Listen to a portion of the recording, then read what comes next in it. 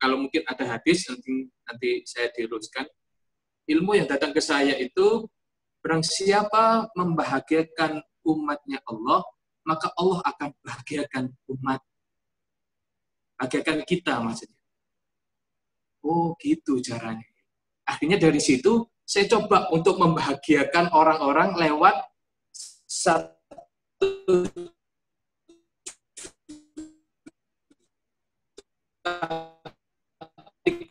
tersebut ribu sisa dikasih.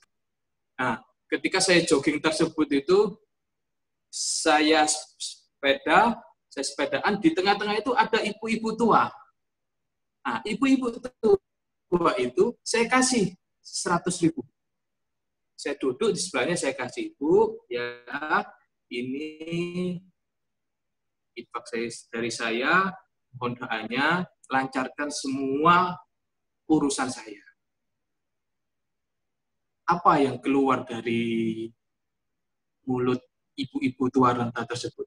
Alhamdulillah nak, ini untuk saya bayar kos-kosan. Masya Allah, saya merinding. Jadi, ternyata ini ya apa yang namanya kebahagiaan hati itu seperti ini. Nah, perjalanan tersebut itu akhirnya saya berpikir lagi, apalagi. Oke, habislah uang itu 1.300.000. Nah, ternyata sedekah itu juga nggak cukup. Sedekah itu hanya jalan.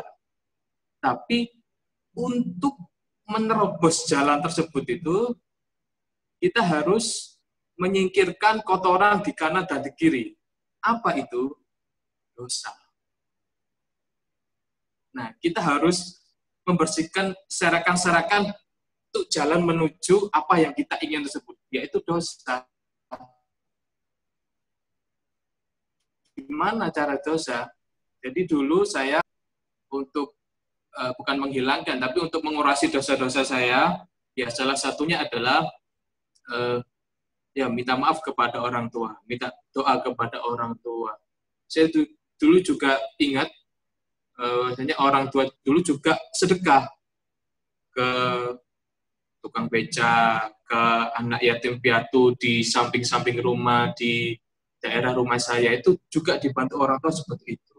Itu salah satu untuk meluruskan jalan kita dan untuk membersihkan serakan-serakan dosa untuk melancarkan jalan kita menuju kesuksesan. Yang kedua adalah jangan sampai meninggalkan sholat 5 waktu.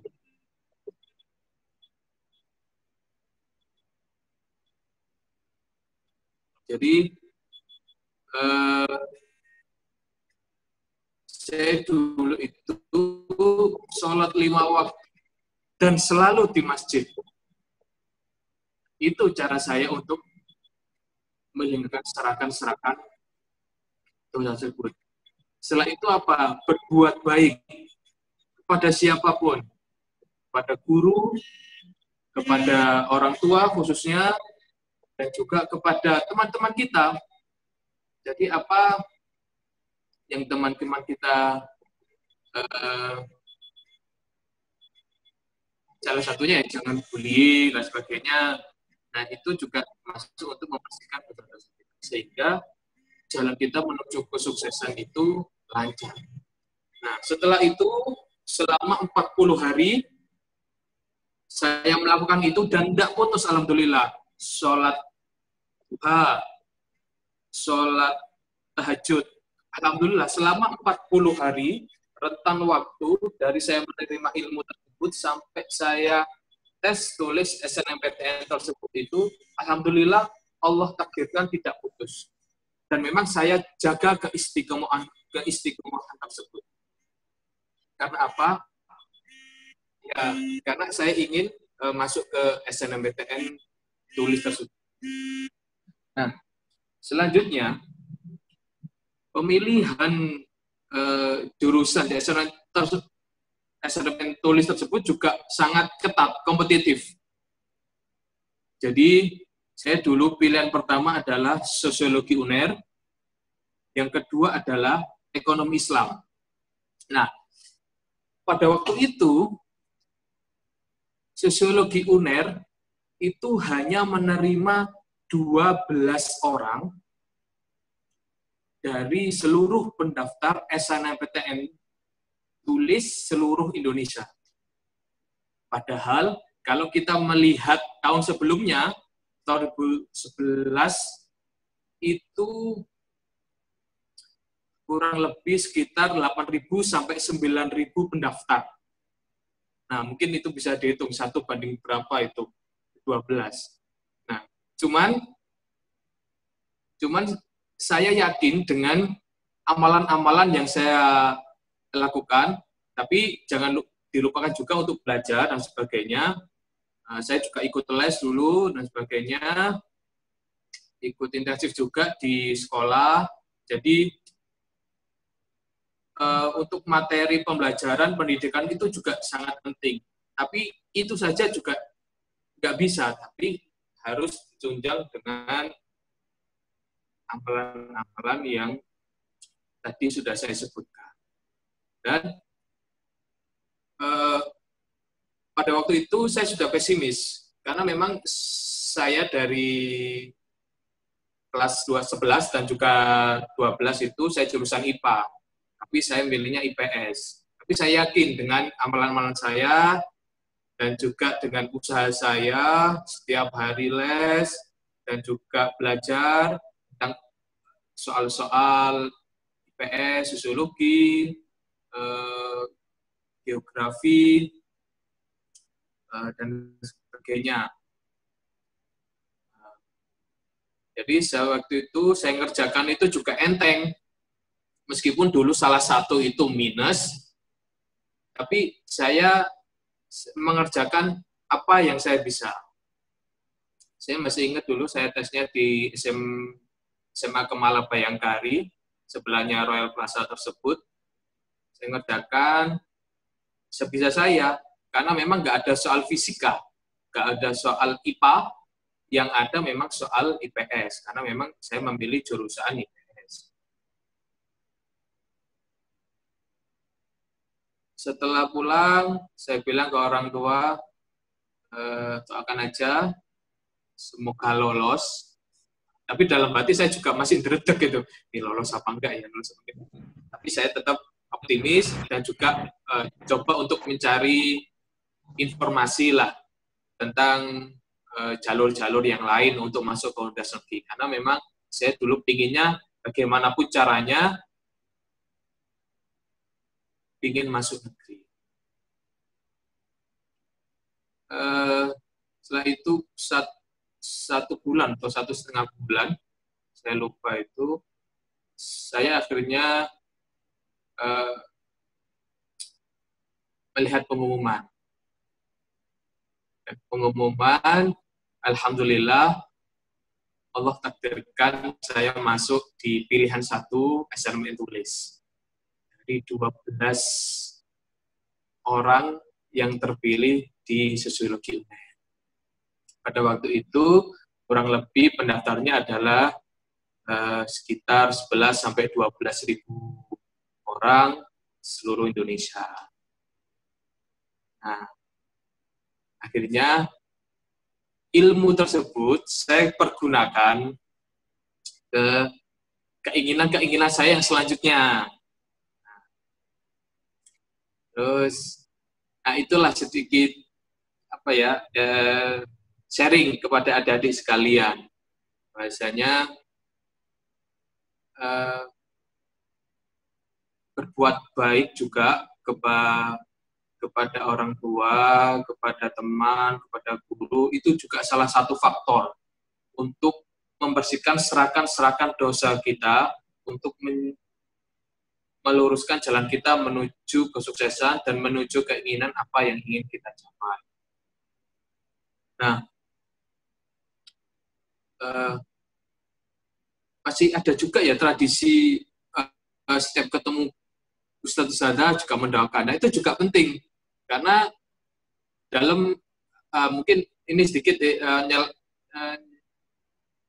keluar dari topik ya, tapi masih ada hubungannya. Bahwasanya kalau kita belajar ilmu psikologi itu, kalau kita apapun yang diulang-ulang, itu pasti akan menempel di otak kita. Mungkin Ustadz Asyari lebih paham lah masalah itu.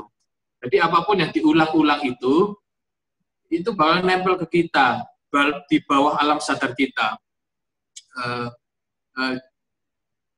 Contoh misalkan materi, ketika kita membaca terus-menerus, ketika diterangkan terus-menerus, itu bakal nempel di bawah alam sadar. Secara nggak sadar, kalau kita berbicara sama orang, dan berbicara dengan lawan berbicara kita itu otomatis keluar.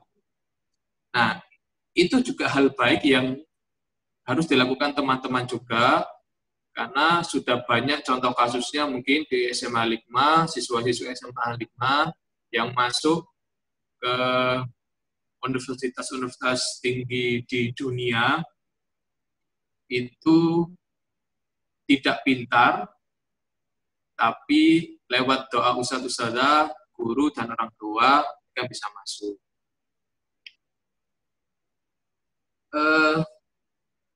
Untuk masalah setelah di kampus ini ya, setelah di kampus, jadi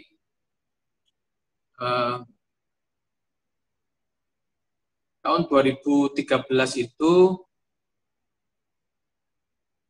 menjadi titik balik saya, karena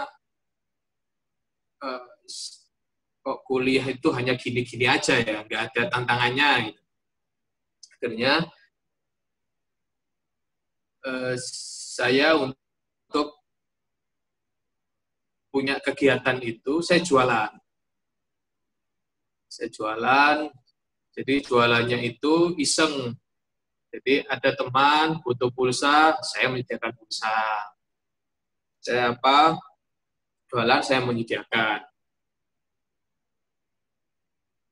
Nah, dari situ 2013 itu akhirnya ya sering keluar kota. Nah, sering keluar kota, ngapain?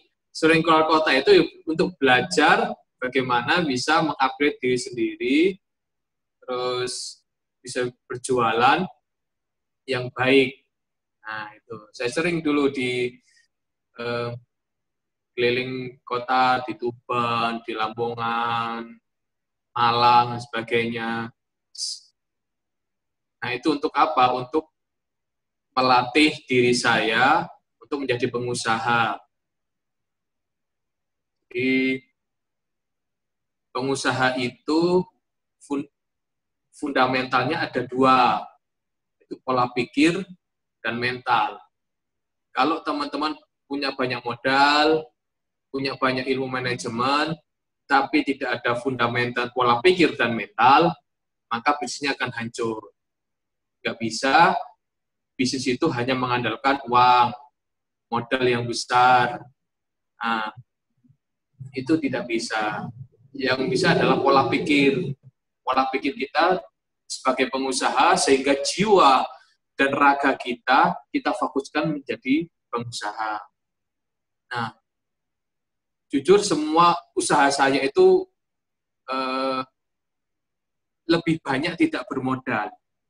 Karena saya hanya mengandalkan kemampuan public speaking saya untuk menggait para investor dan juga menggait beberapa teman untuk membuat sebuah proyek dan untuk membuat sebuah usaha. Jadi teman-teman, kalau bisa mulai dari sekarang itu, teman-teman nanti ketika kuliah sudah buat roadmap. Jadi apa yang ingin difokuskan di kuliah? Boleh untuk fokus ke organisasi juga boleh. Karena kalau kita hanya di kelas saja, nah, kita itu tidak ada kemampuan soft skill yang lain. Ijazah itu, kalau menurut saya pribadi, itu hanya sampai di requirement sebuah perusahaan. Jadi teman-teman kalau masuk ke sebuah perusahaan itu syaratnya adalah ijazah. Ijazah 3,5 dengan IPK yang mungkin bagus itu hanya sebagai persyaratan saja. Tapi ketika nanti masuk atau nanti ketika teman-teman wawancara, teman-teman dibutuhkan kemampuan leadership, kemampuan negosiasi, kemampuan public speaking. Nah, itu yang dibutuhkan.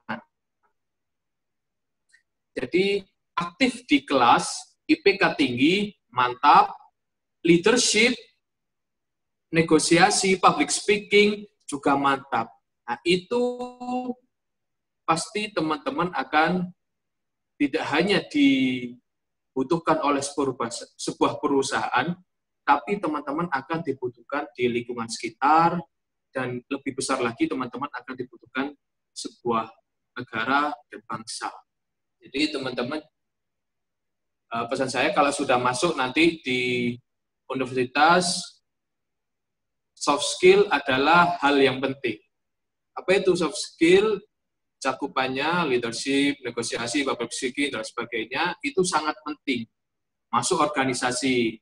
Saya juga dulu, saya pernah menjabat sebagai ketua himpunan mahasiswa sosiologi Universitas Airlangga.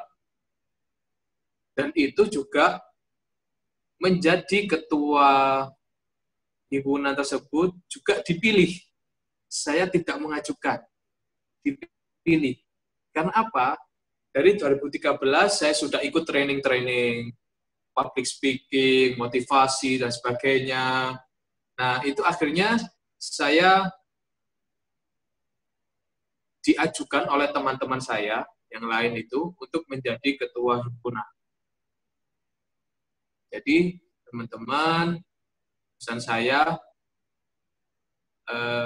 untuk menuju ke sebuah universitas tersebut, itu tadi yang sudah sebutkan, amalan-amalan tersebut, dan nanti kalau sudah masuk, atau nanti kelas 12, atau sekarang juga boleh, sudah buat roadmap. Apa yang ingin dilakukan ketika nanti kuliah. Jangan hanya terpaku di buku, terpaku di ruang kelas, tapi teman-teman Al-Hikmah harus jago leadership, harus jago negosiasi, harus jago public speaking. Insya Allah nanti teman-teman akan sangat berguna bagi lingkungan sekitar. Itu saja mungkin. Sementara sudah lebih 5 menit ini. Saya kembalikan ke Mas Valentino. Terima kasih Mas Karim atas sharingnya ya. Banyak sekali ilmu yang dapat kita dapatkan dari Mas Karim ini, mulai dari perjalanannya di SMA sampai saat ini. Mungkin sekarang teman-teman ada yang ingin bertanya kepada Mas Karim. Silakan.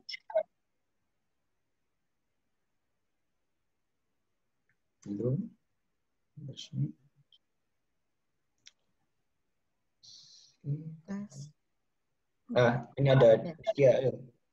Assalamualaikum Mas Karim. Waalaikumsalam warahmatullahi wabarakatuh. Ya, ini mungkin pertanyaannya tidak begitu nyambung sama yang dari tadi diomongkan, cuman saya penasaran. Kok IPA itu kan jurusan kekuliahnya kan banyak ya. Kenapa kok akhirnya jatuh ke sosiologi? Apalagi sosiologi itu bukan istilahnya jurusan yang lumayan umum juga di IPS gitu. Ya. Terima kasih, Mas. Ya, ini jawaban jujur ya. Jadi dulu itu soalnya saya salah penempatan posisi. Jadi harusnya ekonomi Islam nomor 1, sosiologi nomor 2. Nah, karena ekonomi Islam itu pada waktu saya itu masih sekitar 1 atau 2 tahun. Jadi passing grade-nya, teman-teman tahu passing grade ya, passing grade-nya itu lebih rendah daripada sosiologi UNER. Dan daya tampungnya itu lebih besar ekonomi Islam daripada sosiologi. Jadi prediksi saya, kalau semisal di sosiologi hanya 12, saya nggak diterima, saya bisa ditampung di ekonomi Islam. Ternyata sosiologi diterima. Ya sudah, ini rezekinya. Yang penting dulu saya pokoknya masuk negeri lah. Jadi saya sudah kepikiran bagaimana saya bisa S2 dengan biaya sendiri, dengan jurusan yang saya inginkan. Alhamdulillah, tahun 2018 saya masuk ke manajemen UNER, magister manajemen UNER, sampai sekarang. Itu sih jawabannya. Kecelakaan sebenarnya. Tapi memang dari dulu pinginnya masuk ekonomi. Nah, ketika di tes AGU dulu kelas 10 ada tes AGU ya. Dan itu juga saya lebih cocok hasil psikologinya itu, IQ-nya itu, masuk ke sosial. Nah, makanya itu, dari patokan itu, dan juga dari kesenangan saya juga tentang ekonomi, akhirnya saya memutuskan untuk melak ekonomi, ejaan dan tulis. Tapi, qadarullah, saya masuknya sosiologi. Tapi, alhamdulillah, saya balas di S2 saya di manajemen. Itu jawaban saya. Ya, terima kasih. Mungkin teman-teman ada lagi yang ingin menanyakan? Ini kesempatan ya untuk banyak yang bisa kita ambil dari Mas Karim ini. Mulai dari bisnisnya, sosialnya. Jadi, begitu sempat, mari kita tanyakan sebanyak-banyaknya. Tadi siapa yang nanya? Saya mau tuh. Oh ya, oke. Waktos mau nanya. Baik. Assalamualaikum warahmatullahi wabarakatuh. Salam sentosa dan salam sejahtera bagi kita semuanya. Baik, untuk Mas Karim. Nah, kan di dunia bisnis ini, kan sebagai calon pebisnis ataupun pengusaha, tentu harus pintar melihat peluang untuk berbisnis nih. Nah, mungkin Mas Karim bisa memberi tips bagaimana cara mengeksekusi peluang tersebut. Terutama bagi anak muda kayak kita ini yang masih SMA ataupun kuliah, yang mungkin masih sedikit kesulitan untuk memulai karena nggak punya modal dan lain-lain. Ya mungkin gitu. Ini? Kenapa? Mas siapa namanya? Oh iya, perkenalkan nama saya Muhammad Syahzada Akila Rasyad, Mas, dari kelas 11 IPA 1. Panggilannya? Panggilannya hamba Allah saja. Icang, Mas. Icang. Ya. Ya. Masalah model ya. Mas Icang, tangannya masih lengkap. Kenapa? Aduh. Dalam? Halo, Mas Icang. Iya, halo. Tangannya masih lengkap, tangan masih lengkap. Alhamdulillah. Mata masih bisa melihat. Alhamdulillah masih jelas. Telinga masih bisa mendengar. Alhamdulillah. Mulut masih bisa berbicara. Alhamdulillah. Itulah modal dari Allah Subhanahu wa taala yang diberikan kepada kita untuk kita berusaha. Coba kalau kita binatang, coba bayangkan. Susah. Tangan, ya susah kan? Untuk mendengar juga nggak semua binatang bisa mendengar. Nah, jadi apa yang ada dalam diri ini adalah modal awal kita untuk berusaha. Ngomong, berbicara, nah, ini adalah modal awal kita. Jadi, saya juga ada beberapa pengalaman juga ketika saya membangun bisnis yang di teras digital cafe itu, saya juga hanya membangun link. Ini ada orang, investor, saya ada informasi bahwasanya di sana ada tempat. Nah, di situ. Beliaunya ini uangnya banyak.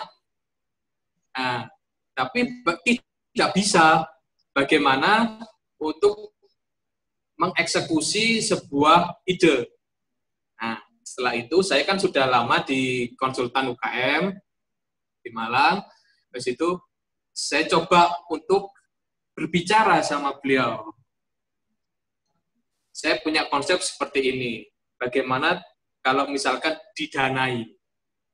Nah, saya coba di situ. Akhirnya jadilah kita sebuah konsep bersama, saham berdua di teras digital cafe itu. Jadi saya hanya modal untuk berbicara saja, negosiasi sama dia, saya presentasi sama dia, public speaking,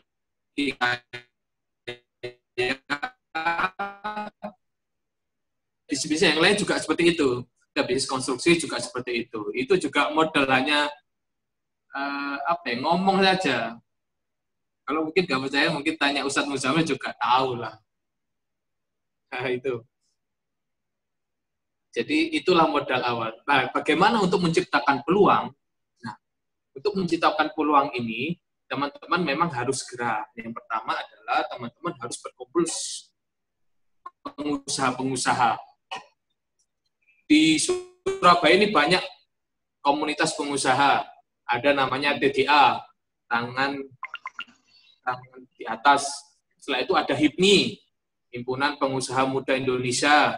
Ada juga Wiranesia.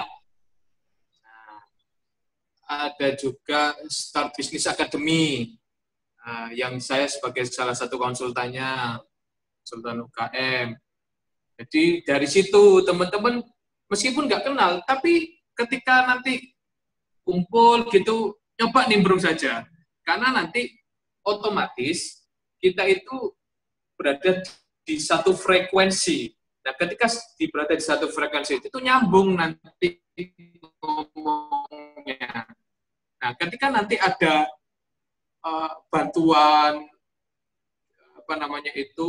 ajakan kerjasama, itu lebih mudah. Nah, itu salah satu bagaimana bisa menciptakan peluang. Jadi, ciptakanlah peluang di sekitar kita, melihat di sekitar kita, lihatlah apa yang kurang misalkan. Kalau misalkan tadi contoh saya jualan pulsa, karena saya lihat ketika ada masalah nih, gitu kan. Bapak kan mulai dari LBM kan, latar belakang masalah. Ini masalah. Teman-teman itu mungkin sedikit negatif ya, tapi ini bagaimana kita bisa menciptakan sebuah masalah, kita menemukan sebuah masalah. Jadi teman-teman kita di kampus itu ketika kelas, kan satu kelas ada 100 orang ya, dulu saya. Jadi ketika teman-teman menerima materi, teman-teman tuh bingung, paketannya habis. Nah, setelah itu saya coba untuk menciptakan sebuah bantuan yang ujung-ujungnya nanti bisnis juga sebenarnya. Nah, bantuan, sini tak belikan. Gitu. Saya belikan, ternyata itu akhirnya merembet dari satu kelas ke kelas lain, dari prodi satu, program studi satu ke program studi yang lain. Itu hanya sepele sebenarnya peluangnya. Yaitu bagaimana bisa kita melihat masalah di sekitar kita, bahwasanya teman-teman kita di kampus itu ketika pembelajaran berlangsung, itu butuh pulsa, paketannya habis. Saya masuklah di situ. Gimana saya bisa menawarkan pulsa-pulsa tersebut di teman-teman saya. Itu, Mas, jawaban saya. Semoga. Terima kasih, Mas Karim. Sangat mencerahkan. Mas Karim, sampaikan terima kasih banyak ya. Menyempatkan waktunya untuk berbagi. Mudah-mudahan menjadi amal jariah. Pertama, bagaimana meraih cita-cita dengan kekuatan sedekah. Setelah tadi saya juga terharu juga. Artinya orang tua tidak mengetahui masalah ini, tapi kamu dengan menyisihkan bagian uang untuk kemudian membantu orang lain. Dan itu luar biasa. Karena kebahagiaan itu ya membahagiakan orang lain. Gitu. Terima kasih banyak Mas Karim. Sukses untuk karirnya, ya, bisnisnya dan seterusnya. S2-nya tinggal ya. Tesis. Masya Allah. Banyak. Oke, nanti corona ini. dapat ijazah terus langsung ijab sah. Amin. Insya Allah. Amin. Saya kembalikan ke Mas Vito untuk dipimpin doa. Terima kasih Mas Karim atas sharingnya, atas jawabannya, atas pertanyaan teman-teman. Dengan begitu kita akhiri kegiatan ini dengan doa. Insya Allah doanya dipimpin oleh Ananda M. Ramadhani. Untuk Dani dipersilakan. Assalamualaikum warahmatullahi wabarakatuh. Waalaikumsalam warahmatullahi wabarakatuh. Menutup sharing kita pada siang hari ini, mari kita tutup dengan doa. Semoga Allah berkahi sharing kita hari ini dengan ilmu yang manfaat dan barokah. Ala hadiniyatis sholihah, al-fatihah.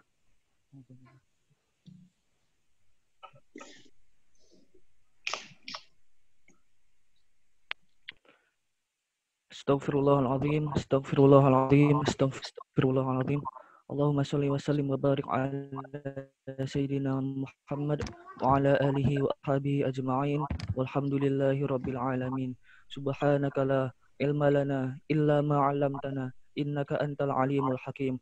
Allahumma anfa'na bima 'allamtana wa 'allimna ma yanfa'una wazidna ilman ya arhamar rahimin. Allahumma la sahla illa ma ja'altahu sahla wa anta taj'alul husna idza syi'ta sahla. Allahumma inna nastaghfiruka wa nastaudi'uka bima 'allamtana fardudhu lana 'inda hajatina wa la tunsinahu ya rabbal alamin. Allahumma rabbana atina fid dunya hasanah wa fil akhirati hasanah wa qina 'adzaban nar.